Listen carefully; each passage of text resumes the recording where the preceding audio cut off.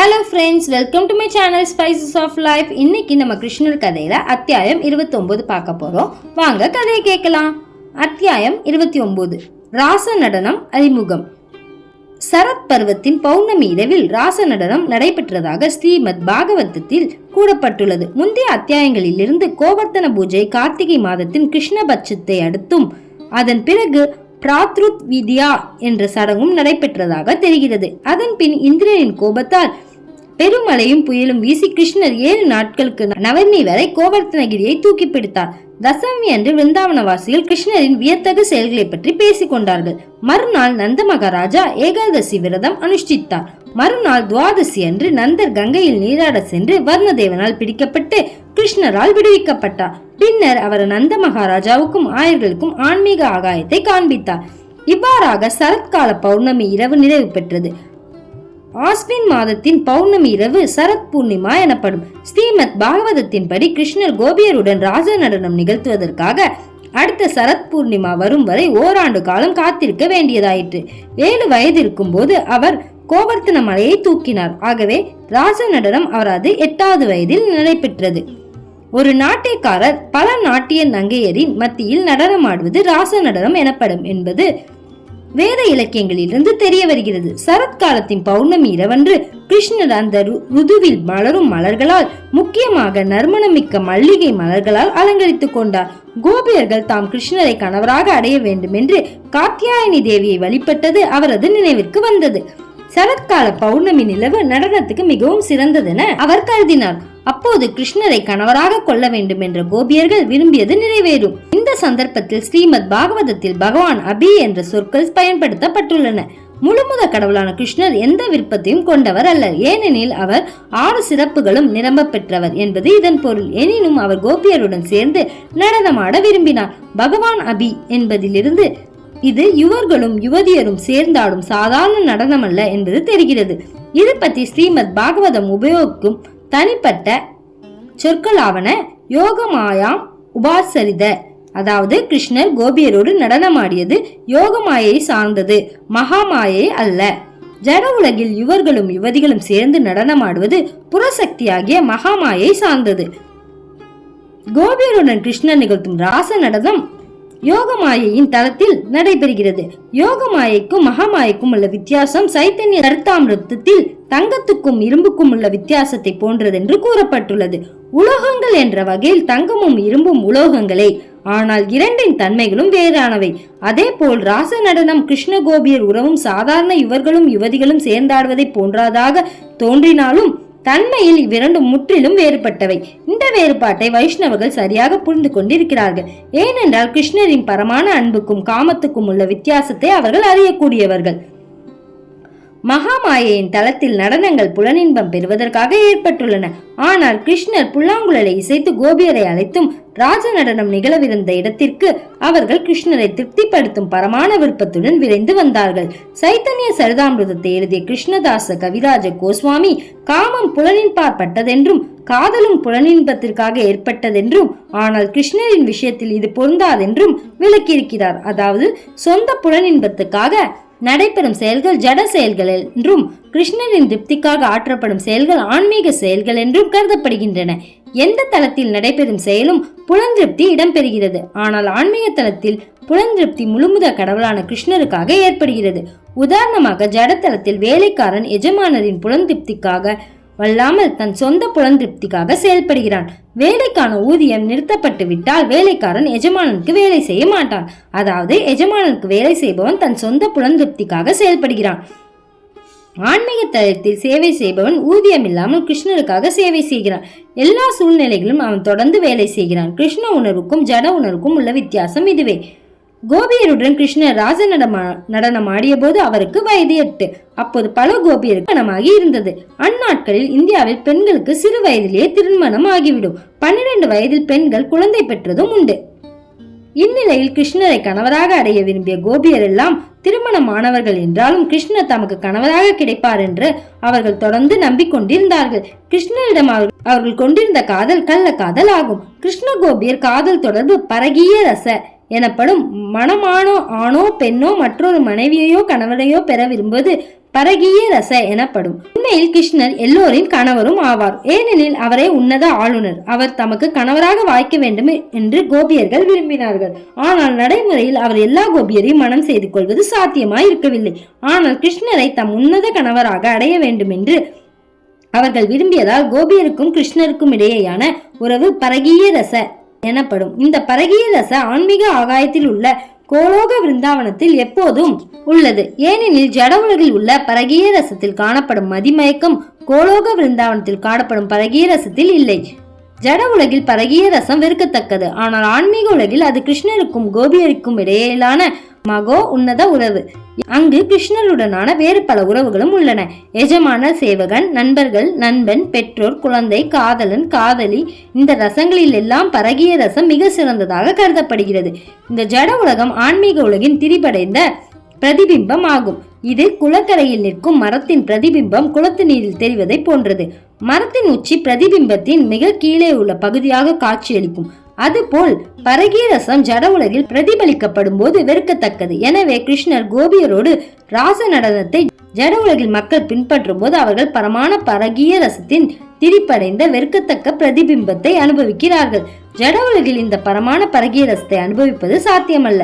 இந்த பரகிய ரசத்தை ஒருவன் தன் சொப்பனத்திலும் அல்லது கற்பனையிலும் கூட அனுபவிக்க கூடாது என்று ஸ்ரீமத் பாகவதம் கூறுகிறது. அவ்வாறு செய்பவன் மிக கொடிய விஷத்தை அருந்துகிறான். சரத் பூர்ணிமா இரவென்று கோபியருடன் ராஜ நடனம் ஆட உன்னத அனுபவிப்பாளரான கிருஷ்ணர் முடிவு செய்து அதே கணத்தில் நட்சத்திரங்களின் பிரபுவான சந்திரன் தன் முழு அழகுடன் ஆகாயத்தில் தோன்றினார். பௌர்ணமிகள் எல்லாம் மிகவும் அழகானது சரத்கால பௌர்ணமி. ஆக்ராவில் உள்ள தாஜ்மஹாலின் பளிங்கு கற்களின் மீது சரத்கால பௌர்ணமி சந்திரனின் ஒளிப்பட்டு பிரதிபலிக்கும் அழகை கண்டு ரசிக்க வெளிநாட்டவர்கள் ஆவலுடன் வருகிறார்கள். சரத் பூர்ணிமாவின் அழகு இன்றும் சிறப்பாக ரசிக்கப்படுகிறது. பூர்ண சந்திரன் கிழக்கில் உதித்த போது எங்கும் சிவப்பு நிறத்தை அள்ளி தெளித்தது. சந்திரன் ஆகாயத்தில் மேலெழுந்து வந்தபோது ஆகாயம் முழுவதும் சிவப்பான குங்குமம் தெளிக்கப்பட்டிருந்ததை போல் தோன்றியது. மனைவியை விட்டு பிரிந்திருந்த கணவன் வீடு திரும்பும் போது மனைவியின் முகத்தில் சிவப்பு குங்குமம் இட்டு மகிழ்கிறான். அதுபோல் வெகு காலமாக எதிர்பார்க்கப்பட்டிருந்த சரத்கால பௌர்ணமி சந்திரன் உதயமானதும் கீழ்வானத்தில் குங்கும சிவப்பு பரவியது. சந்திரனின் வருகையால் கோபியருடன் நடனமாட வேண்டும் என்ற ஆவல் கிருஷ்ணருக்கு மேலும் அதிகரித்தது. வனத்தில் நறுமணமிக்க மலர்கள் நிறைந்திருந்தன. காற்று மண்டலம் குளிர்ந்து உவகையூட்டுவதாய் இருந்தது. கிருஷ்ணர் குழலை இசைக்க துவங்கியதும் பிருந்தாவனத்தில் இருந்த கோபியர் எல்லாம் மந்திர சக்தியால் கட்டுண்டது போல் உணர்ந்தார்கள். உதய சந்திரனின் முழுமையையும் அடிவானத்தின் சிவப்பும் குழலின் அமைதியும் குளுமையும் மலரும் மலர்களின் நறுமணமும் குழலிசையின் வசீகரத்தை பன்மடங்கு அதிகரிக்க செய்தன. கோபியர் எல்லாரும் இயல்பாகவே கிருஷ்ணரின் அழகில் மனதை பறிகொடுத்திருந்தார்கள். கிருஷ்ணரின் குழலிசையை கேட்டதும் அவரை திருப்திப்படுத்த அவர்கள் மிகுந்த ஆவல் கொண்டார்கள். குழலிசையை கேட்டதும் அவர்கள் தத்தம் அலுவல்களை அப்படியே விட்டுவிட்டு கிருஷ்ணன் நின்றிருந்த இடத்துக்கு விரைந்து சென்றார்கள். அவர்கள் வேகமாக ஓடிய போது அவர்களின் காதணிகள் ஊசலாடின. வம்சீவடா என்று அழைக்கப்பட்ட இடத்தை நோக்கி அவர்கள் விரைந்தார்கள். பால் கறந்து கொண்டிருந்த சிலர் அதை அரைகுறையாக விட்டுவிட்டு கிருஷ்ணரை நோக்கி ஓடினார்கள். ஒருத்தி அப்போது தான் பாலை காய்ச்சுவதற்காக அடுப்பின் மேல் இட்டிருந்தாள். ஆனால் பால் அதிகமாக காய்ந்து சிந்திவிடுமே என்ற கவலை இல்லாமல் கிருஷ்ணரை காண புறப்பட்டார். சிலர் கை குழந்தைகளுக்கு பால் ஊட்டி கொண்டிருந்தவர்கள், குடும்பத்தினருக்கு உணவு பரிமாறி கொண்டிருந்தவர்கள் அந்தந்த அலுவல்களை கைவிட்டு கிருஷ்ணர் குழலிசைத்துக் கொண்டிருந்த இடத்தை நோக்கி வேகமாக சென்றார்கள். சிலர் தன் கணவர்களுக்கு உணவு படைத்துக் கொண்டிருந்தார்கள். சிலர் தாமே உணவருந்தி கொண்டிருந்தார்கள். ஆனால் கணவர்களை அலட்சியம் செய்யாமல் தாம் உண்ணாமலும் குழலிசை கேட்டவுடன் புறப்பட்டார்கள். சிலர் கிருஷ்ணரிடம் செல்லும் முன் தம்மை அழகு பொருட்களால் அலங்கரித்துக் கொண்டு நன்றாக உடையெடுத்து செல்ல விரும்பினார்கள். ஆனால் கிருஷ்ணரை உடனே சந்திக்க வேண்டும் என்ற உத்வேகத்தில் சரிவர அலங்காரம் செய்யவோ உடை அணியவோ இயலாமல் போனார்கள். அதனால் அவர்களின் முகப்பூச்சுக்கள் அரைகுறையாக வேடிக்கையாகவும் இருந்தன. சிலர் உடலில் மேல் பகுதி அணிய வேண்டிய ஆடையை கீழ்ப்பகுதியிலும் கீழ் ஆடையை மேலும் அணிந்து சென்றார்கள். கோபியரெல்லாம் அவரவர் இருந்து வேகமாக கிளம்பி கொண்டிருந்த போது அவர்களின் கணவர்களும் சகோதரர்களும் தந்தையரும் அவர்கள் எங்கு சென்று கொண்டிருந்தார்கள் என்பதை அறியாமல் ஆச்சரியப்பட்டார்கள். இளம் பெண்களாக இருந்ததால் அவர்கள் தங்கள் கணவர்கள், சகோதரர்கள் அல்லது தந்தையின் பாதுகாப்பில் இருந்தார்கள். அவர்கள் கிருஷ்ணரிடம் போக வேண்டாம் என்று பெண்களை தடுத்தார்கள். ஆனால் பெண்கள் அதை சட்டை செய்யவில்லை. ஒருவன் கிருஷ்ணரால் வசீகரிக்கப்பட்டு கிருஷ்ண உணர்வில் இருக்கும் போது உலக ரீதியில் கடமைகளை பற்றி அவன் கவலைப்படுவதில்லை. கிருஷ்ண உணர்வின் சக்தி அவர்களுக்கு உலக கவலைகளிலிருந்து விடுதலை பெற்று தருகிறது. ஸ்ரீல ரூப கோஸ்வாமி எழுதியுள்ள அழகிய கவிதையொன்றில் ஒரு கோபி மற்றொரு கோபிக்கு ஆலோசனை கூறுகிறார். அன்பார்ந்த தோழியே, நீ உலக ரீதியிலான தோழமையையும் உறவுகளையும் அன்பையும் அனுபவிக்க விரும்பினால் யமுனை நதிக்கரையில் நில ஒளியில் தளதளக்கும் உதடுகளில் புன்னகை தவளும் குழலூதும் சிறுவனான கோவிந்தனிடம் செல்ல வேண்டாம். கிருஷ்ணனின் புன்னகை தவளும் முகத்தின் அழகில் உள்ளத்தை பறிகொடுத்தவர்கள் இக உலக இன்பங்களை பற்றி எண்ண மாட்டார்கள் என்று ஸ்ரீல ரூப கோஸ்வாமி சுட்டிக்காட்டுகிறார்.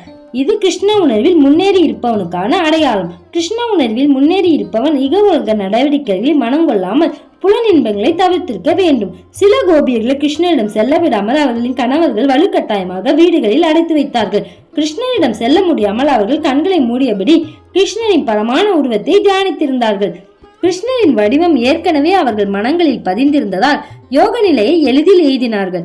பகவத்கீதையில் கூறப்பட்டிருப்பது போல் ஒருவன் தன் உள்ளத்தில் எப்போதும் கிருஷ்ணரை பற்றி நம்பிக்கையுடனும் அன்புடனும் எண்ணிக்கொண்டிருந்ததால் அவன் யோகிகளில் எல்லாம் சிறந்தவனாக கருதப்படுகிறான். யோகி தன் மனதில் பகவானாகிய விஷ்ணுவின் வடிவத்தை நிலைநிறுத்துகிறான். அதுவே உண்மையான யோகம்.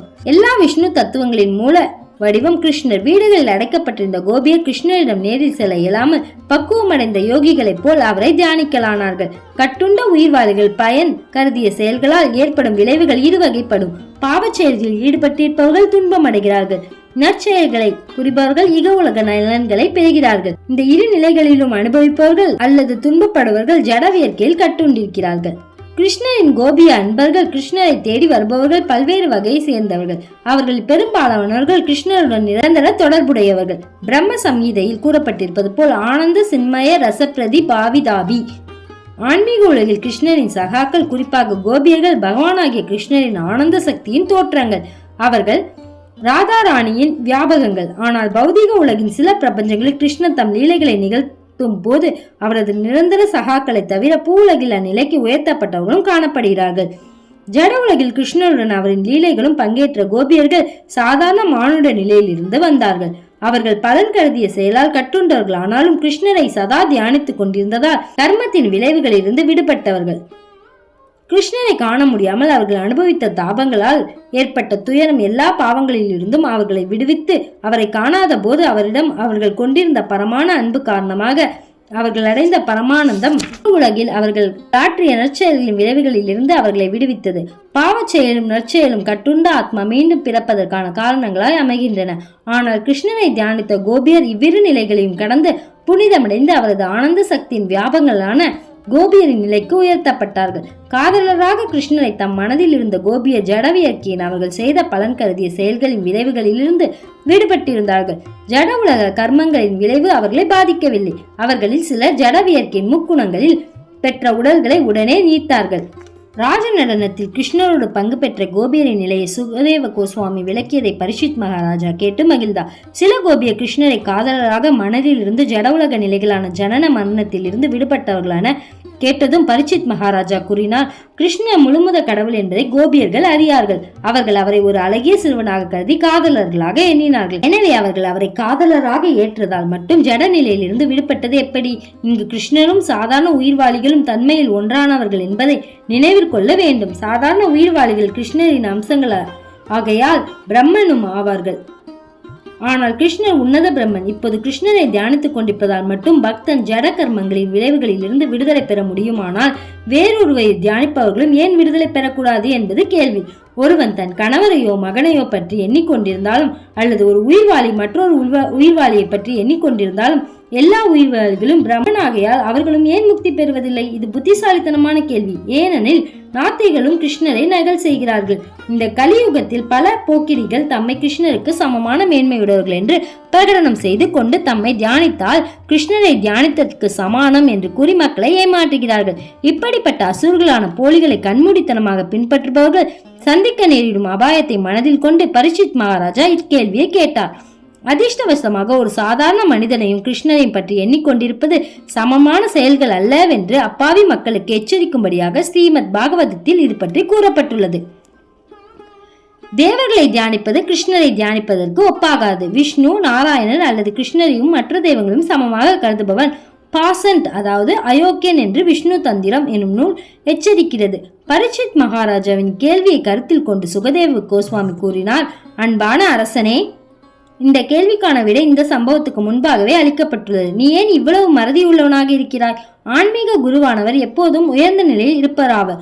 ஆகையால் தனது சிஷ்யர்களை இவ்விதத்தில் கண்டிப்பதற்கு அவருக்கு அனைத்து உரிமைகளும் உள்ளன. பரீட்சித் மகாராஜா இக்கேள்வியினை எதிர்கால மக்களின் நன்மை கருதியே கேட்டார் என்பதை சுகதேவ கோஸ்வாமி அறிவார்.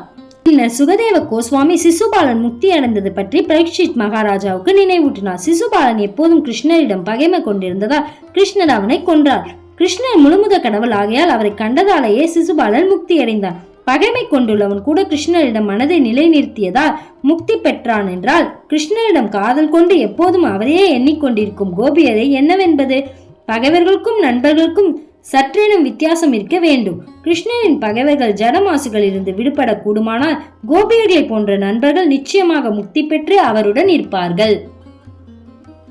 இந்த சாப்டர் ரொம்ப பெருசா போறனால இந்த சாப்டர் நான் 2 பார்ட்டா போறேன். நெக்ஸ்ட் பார்ட் நெக்ஸ்ட் வீடியோல பார்க்கலாம்.